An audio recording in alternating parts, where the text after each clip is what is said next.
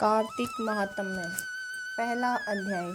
नैमिषारण्य तीर्थ में श्री सूत जी महाराज 88,000 सोनकाली ऋषियों से बोले, अब मैं आपके सामने कार्तिक महात्म्य की श्रेष्ठ कथा कहता हूँ, जिसे सुनकर मनुष्य सब प्रकार के पापों से छूटकर वैकुंठ को प्राप्त कर लेता है। सूत जी ने कहा, श्री कृष्ण जी से आज्ञा लेकर नारद जी के चले जाने पर सत्यभामा प्रसन्न होकर श्री कृष्ण से बोली, हे नाथ, मेरा जीवन सफल हो गया। मेरे माता पिताजी धन्य हैं, जो आपकी 16,000 रानियों में मैं अत्यधिक प्यारी हूँ। मैंने वह कल्प वृक्ष आदि आपके साथ नारद जी को विधि पूर्वक दान में दे दिया, परंतु वही कल्प वृक्ष मेरे घर में सदा लहराया करता है, जिसकी बात को मृत्युलोक में कोई भी स्त्री नहीं जानती।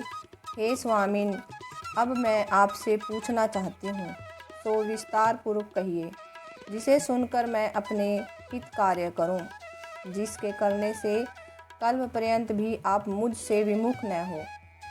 सूत जी कहने लगे, सत्यभामा के ऐसे वचनों को सुनकर श्री कृष्ण जी हंसते हुए सत्यभामा की बाँह पकड़कर कल्प वृक्ष के नीचे गए और बोले, हे प्रिय, 16,000 स्त्रियों में से मुझे तुम प्राणों के समान प्यारी हो।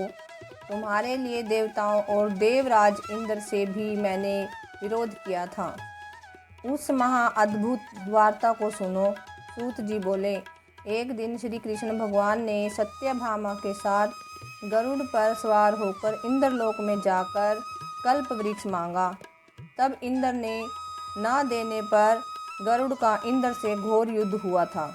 हे प्रिय, जब तुम्हें हर चीज़ दे सकता हूँ, हर एक कार्य पूरा कर सकता हूँ, तो क्या तुम्हारे आश्चर्यजनक प्रश्न का उत्तर ना दूंगा?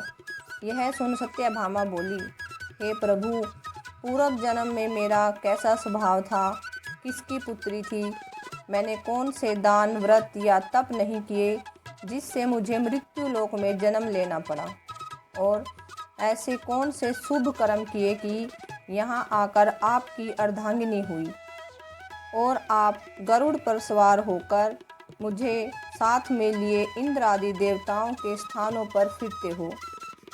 तब भगवान बोले, हे कांते, तुम पूर्व जन्म में किसी की पुत्री थी, कौन से पुण्य और व्रत आदि तथा शुभ कार्य तुमने किए थे, वह सब बता कहता हूँ। पूर्व समय में सतयुग के अंत में मायापुरी में अत्रि गोत्र में वेदों और यज्ञों का जानने वाला देव शर्मा नाम का ब्राह्मण रहता था। वह रोज अतिथियों की सेवा, हवन और सूर्य भगवान की पूजा करता था, इसलिए सूर्य की तरह तेजस्वी था। उस ब्राह्मण के बुढ़ापे में एक गुणवती नाम की कन्या हुई, जिसका विवाह उस पुत्रहीन ब्राह्मण ने अपने चंद्र नाम के शिष्य के साथ कर दिया और वे दोनों पिता पुत्र की तरह रहने लगे।